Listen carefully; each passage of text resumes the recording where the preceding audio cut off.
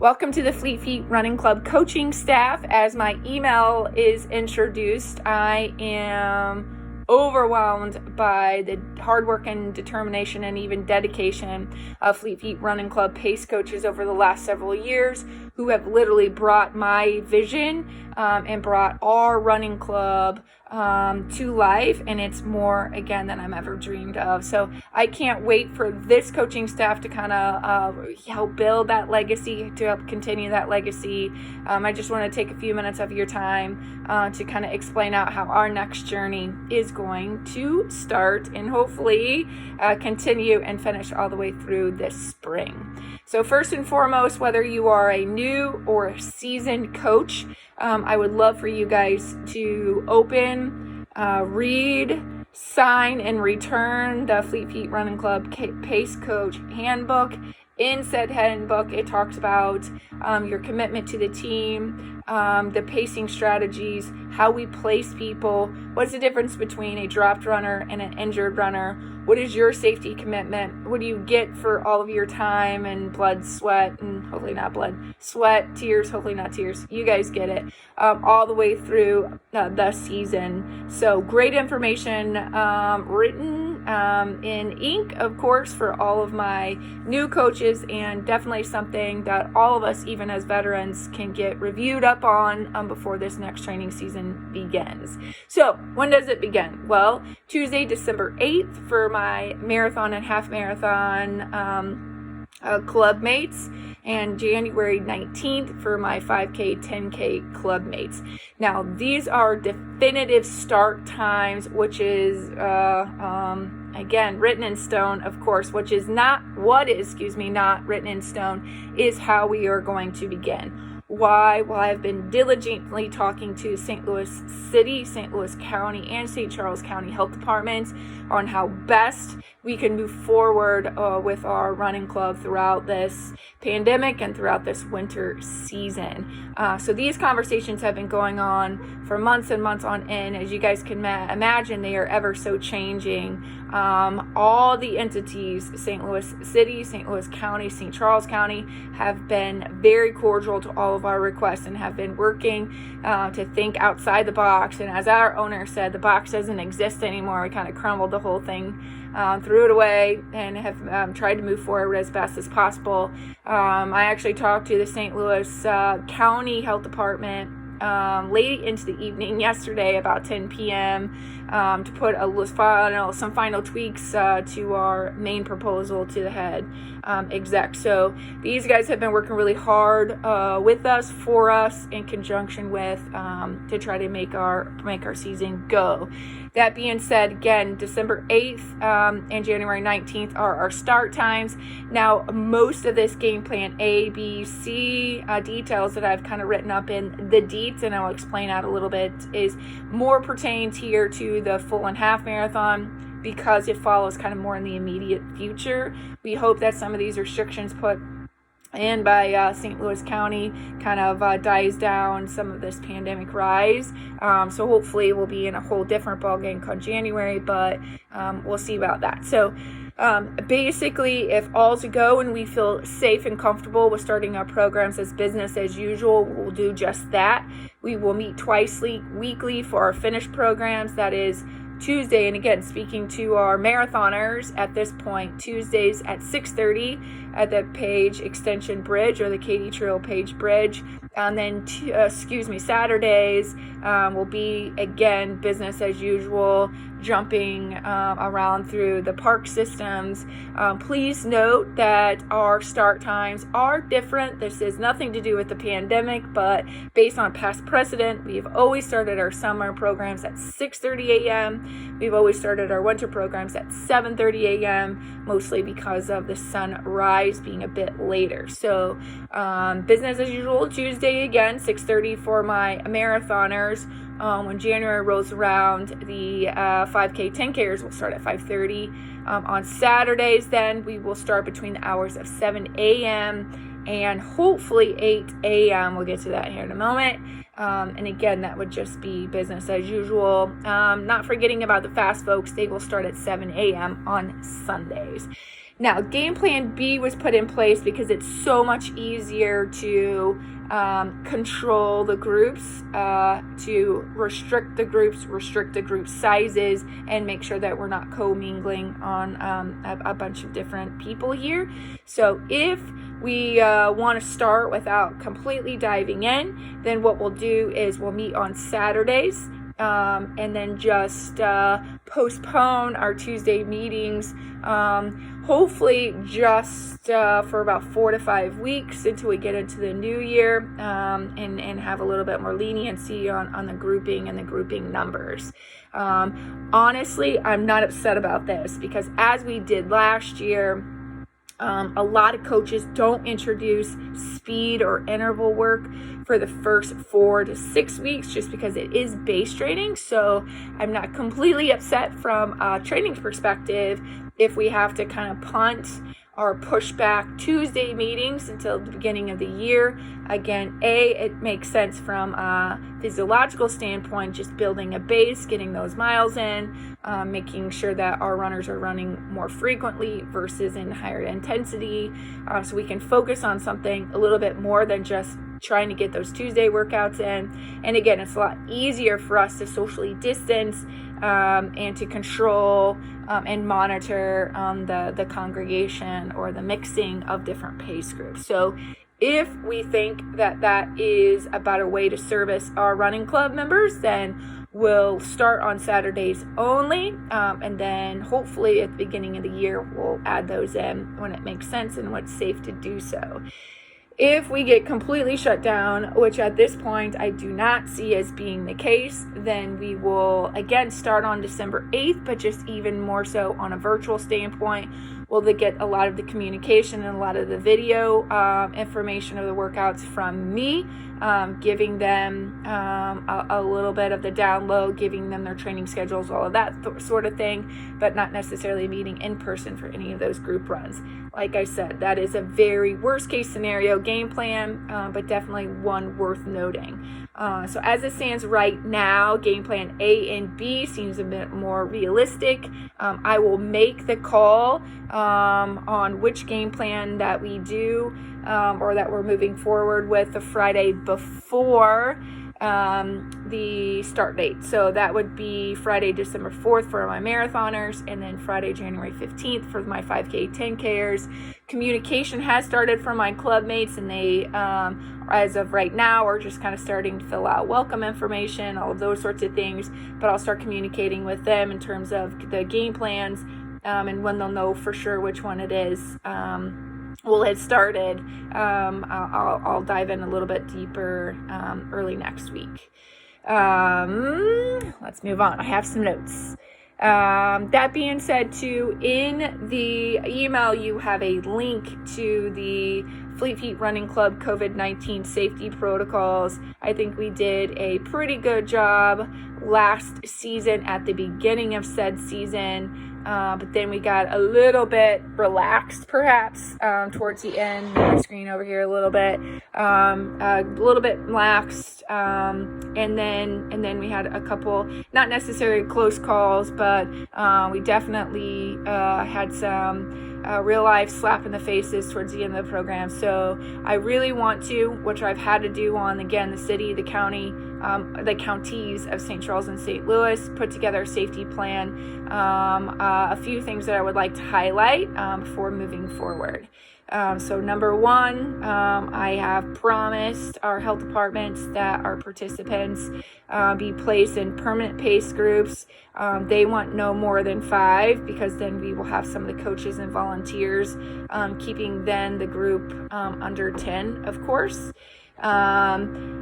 This is where we're kind of getting a little bit of some resistance. They're okay with the groups of 5. What they're asking us to do is try to spread out that group of 5. One proposal that they had was that group of 5 finish their entire workout, exit the park, and then a new one come back in. I've been fighting a lot with that one, and one that we won't do, because as you guys can imagine, 16 miles spread over the entirety of a day. Some of those groups would be starting at 9, 10 p.m. and that obviously is not realistic.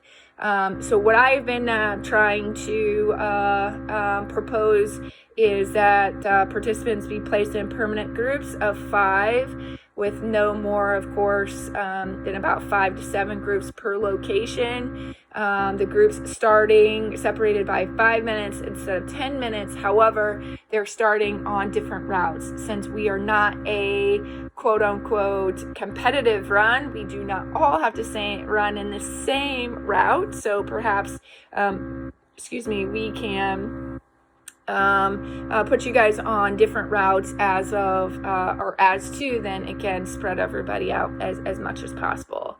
I have also put in that personal contact is discouraged. So again, no high fives, no hugs, no patting on the back. One of the things I had to fight against a lot last season is a lot of those selfies. So I'm asking as coaches if we are going to take pictures of our participants, and I know that we all like doing so, that we're very cognizant of the illustration of those pictures as we're all huddled in without masks and all of those sorts of things. I had to fight that one a lot with the county department, actually a lot over the summer. Moving forward to, we will have online health screening questionnaires sent out in our Thursday email. Those again are going to be the same screening questions that you have been answering throughout this whole pandemic. You know, have you been in contact with? Do you have a fever, cough, all of those sorts of things? And if necessary, we'll take temperature screenings upon arrival of staff, coaches, and participants as well. As always, participants are encouraged to bring their own personal supplies. We will do emergency aid that's individually wrapped, of course. And new this time, which it may not be a bad thing because I've been standing in a mask watching soccer throughout some of these cold, wet evenings and days. Face coverings have to be worn at all times outside of the run or the walk itself. So we'll be masked up until we say ready, set, go, hit watch. We can take it off, keep it somewhere a little bit closer. Then tucked away in our packs or whatever. And again, congregations are discouraged. If we do have congregations, then they will be masked and be with our certain groups of people. So the biggest thing would be no more huge groups, huge as in 10, basically kind of jumping around a little bit, but the coaches are going to be given 5 runners and to 1 coach. So I'm going to take, again, very similar to like Boston style assignments. For those of you guys who aren't familiar with what I'm talking about, in Boston, this is actually kind of cool. In Boston, when you submit your qualifying time, it goes into this database that literally ranks the fastest to the slowest, and there's 30,000 people from the fastest to the slowest. The fastest person gets ranked number 1 or bib number 1 numbered, second person 2, all the way down the road to the second, to the 22nd thousandth fastest runner, or whatever the case may be. So they're all lined up for then that's how you are going to get your corrals, and that's very similar to what I'm going to do as well. Line all the runners up to the best of my ability on projected finish times. Take 5 runners, tag it with a coach, off you go. Then next 5 runners, tag it with a coach, off you go, etc. I know 6 people isn't a lot, and I do like the critical mass, but at this point, that is about all that we can do moving forward into this plan. So please review the COVID-19 safety protocols. And again, I want you guys to follow it strictly throughout the whole season, perhaps not just kind of at the beginning here. Now moving on, if you guys have this or have a computer out in front of you, I did give all groups the first 4 weeks, my computer, for the first, 4 weeks of their training cycle. To be very honest, this is written in a different format, of course, but it is very similar to the first 4 weeks of the training plan in the summer fall 2019 season for all the program distances, 5K, 10K, half and full. I wrote it a little bit different way because I wanted to tell a little bit more of a story. So for the most part, again, nothing is new. I just want to present it in a slightly different way. So looking at the marathon, which is all divided up into worksheets, of course, marathoning being the first one. Of course, we've got our first week of December. We've got our pace and heart rate zones, and we have supported exercises. So if you look under the Sunday cell or the Sunday column, looking back, these runners are asked to do a 50 minutes workout. As you guys now know, as far as heart rate zones are considered, this color corresponds to your Garmin Connect or Garmin Watch. I will again push out a lot of information on how I can calculate said heart rates for anybody who does not already know theirs. But out of that 50 minutes, I do want these folks to pay particularly close attention to the warm-up and the cool-down. It being the winter, these sorts of things become even more important as we go down this training cycle.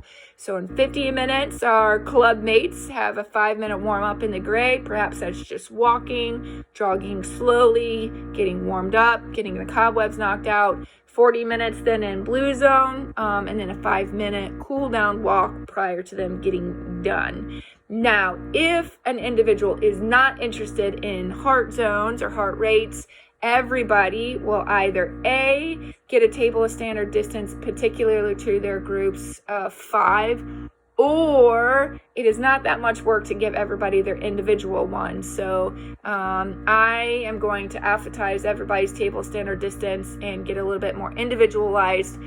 So if they want to work on just paces alone, they'll get a table of standard distance. So blue will just correspond more to a pace that a color code in blue. So for those heart rate followers, they'll have that heart rate zone. For pace followers, I will color coordinate a pace chart so they'll know. Blue indicates their blue pace, which is slightly slower, about 60 seconds slower, that is, than their long run pace. I'll give them that. So the rest of this, again, based on that, is pretty self-explanatory. Monday and Sunday can be intertwined, so that's where some of you guys will see some of those arrows. Perhaps people don't like to work out on Sundays, so taking Sunday as a little bit of the strength, stretch, rest would be great after a long run. I didn't want to do them twice, so I flip-flop those. Tuesday, of course, we've always had a 10-minute warm-up cool-down with the speed tempo work in the middle at the Katy Trail Page Bridge. Wednesday, 40 to 15 minutes, which is pretty status quo. Thursdays, doing some up-tempo at the end, which is, again, very similar to what we did last year. So 5 out of 60 minutes, 5 in blue, 45 in green, and then up-tempo 10 to end out with. And then as we did last year, we're going to do the warm-up inside of the mileage. So for a 6-mile warm-up, which is where we will start, 1 mile will be our warm-up in blue, 3 miles kind of at long run pace or heart rate in green, and then a 2-mile race pace at the end. Now, I have put locations on most of these training schedules. These are all penciled in. For the most part, I have approval. We're just waiting for the green light from the St. Louis County. So we have the park. It is ours. We're just waiting for the St. Louis County, St. Louis City, St. Charles County Health Departments to give us the go. As last year, again, if you guys scroll down the training schedule, you'll see, again, a little bit of a legend of what those colors mean. So either A, based on heart rate, or B, based on pace. And lastly, as everybody starts looking at this, and this is something from a participant standpoint, you're really going to have to explain out, is I don't expect everybody to be running 6, 5, 6, 7 days a week, let's say.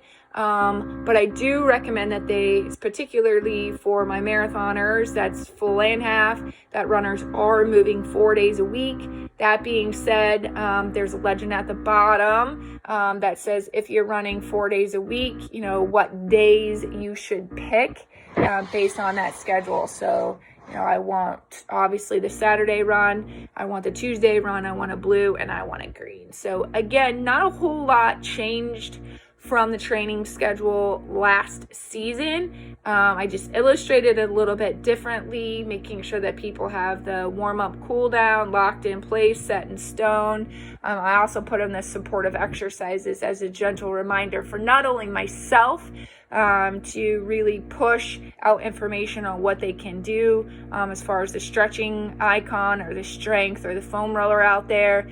So I'll give those guys some great information, great video. Just a lot of times if it's on your training schedule, runners do it. So I went ahead and put it on the darn running schedule so folks can do it. So please feel free to ask me any questions if you could dive into the training schedule. Notice I only did for the first 4 to 5 weeks because I know that it perhaps is going to look a little bit different, and B, if the runs as far as the races get postponed, delayed due to COVID, we, like our Good News Marathon and Half, are ready, able, and willing to put on our own race. So if we don't think that our runners are ready, we can kind of backdate our, instead of March 29th, which would be kind of Go St. Louis weekend, we could look further in April or something like that. So we have a little bit of luxury and a little bit of flexibility on when we put our goal race. Hopefully by the beginning of January, we'll know for sure, so I can structure the training plan accordingly. So I only want to give out the first 4 or so weeks so I can have a little bit of a luxury or flexibility perhaps on changing that up to make sure it makes sense from a training perspective. Again, you'll be placed with 5 runners and given a specific training pace as well as a starting time. I cannot give those to you yet because I don't know who is in your group and what our kind of structure will look like. However, on the last worksheet of that file, I have put folks in at least a program, meaning that are you leading a marathon group, half, 5K or 10K. There are a few people that were willing to do either or. And again, if you guys don't mind, give me a little bit of flexibility on putting you in groups based on who signs up, because at this point I don't know the comfort level of our runners, how many that we're going to have, all of those sorts of things. So until we get a lot of our roster set, I won't know where for sure I'm going to need you. So give me a little bit on that. All right, going down to, I did put in a coach contact and absentee sheet, as you'll read in the Pace Coach Handbook. We ask that you go into the program only having 2 known absences, especially if it's 1 coach per 5. We'll have to do really a good job on planning ahead to try to kind of find your sub coach.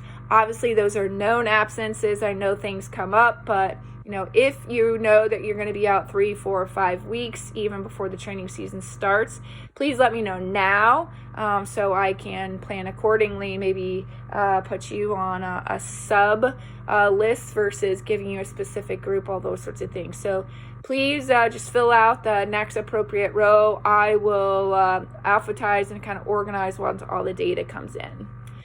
So some miscellaneous details. I did come across this great research. I can attach the full, or I will attach the full article as far as research, but the picture below too best illustrates how to socially distance your group.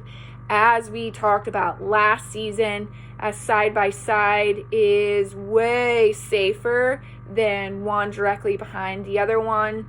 So in this illustration just gives you a pretty good idea of what that looks like. I'll attach the entire article too in case you want to have a light read. Also on the miscellaneous details, there is a dim light at the end of the in-person racing tunnel. It is on part of the Canadian Running magazine, but there's minimal reported cases based on some contact tracing to races themselves in other countries, of course, but hopefully with getting through kind of the winter and the progress that we have made and some aspects of this virus, that hopefully some of our spring races will come out of hibernation, and maybe not the big ones like Boston, of course, has already punted, or the tens of thousands of races, but the smaller ones look pretty good, and hopefully we can take advantage of those just to satisfy our racing spirits this spring. Of course, if you guys have any questions, please feel free to ask me. Again, I apologize for any last minute details, but at this state, everything changes day to day. So hopefully that answers some questions. If anything, guys, have a great weekend. Have a great Thanksgiving, which I know is next week, which is crazy. And we'll really start, once we come back from Thanksgiving break, start really diving deeply. You'll feel or hear or see a lot of communications via email coming out from me once we get back on Thanksgiving break. All right, if you guys don't have anything, I'll let you roll. If you do, again, send me an email and answer as quickly as possible. Okay, crew, see ya.